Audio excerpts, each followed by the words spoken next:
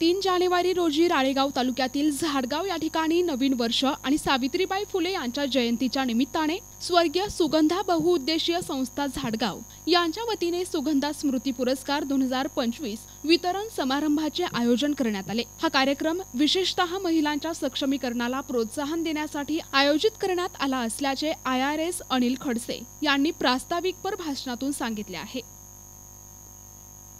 कार्यक्रमाच्या प्रारंभात Vasantrao Naik government medical college Yavatmal या ठिकाणी MBBS द्वितीय वर्षाला शिकणाऱ्या कुमारी स्नेहा शिवणकर या झाडगावच्या कन्येला उपस्थित मान्यवरांच्या हस्ते 2025 चा सुगंधा स्मृती पुरस्कार वितरित करण्यात आला। आयोजित व्याख्यानमालेत काँग्रेस पक्षाचे राज्य प्रवक्ते प्रवीण देशमुख यांनी महिलांच्या आर्थिक सक्षमीकरणावर व्याख्यान दिले। त्यांनी महिला राज्यातील महत्त्वाची भूमिका बजावत असताना त्यांच्या आर्थिक स्वावलंबनाचे महत्त्व सांगितले। महिलांच्या सशक्तीकरणासाठी शिक्षण, कौशल्य विकास आणि रोजगाराच्या संधी उपलब्ध करून देणे अत्यंत आवश्यक आहे असे त्यांनी स्पष्ट केले। विद्यार्थ्यांना त्यांनी प्रेरणा देत समाजात महिलांना समान संधी मिळवून देण्यासाठी प्रयत्न करण्याची आवश्यकता व्यक्त केली। यावेळी कार्यक्रमाचे अध्यक्ष माजी जिल्हा परिषद सदस्य चित्तरंजन कोल्हे, उद्घाटक माजी पंचायत समिती सभापती अशोकराव केवटे, प्रमुख पाहुणे म्हणून समाजसेवक विनय मुनोत, पॅन्थर सचिन मनवर, गावातील विद्यार्थी, नागरिक, महिला मोठ्या संख्येने उपस्थित होत्या।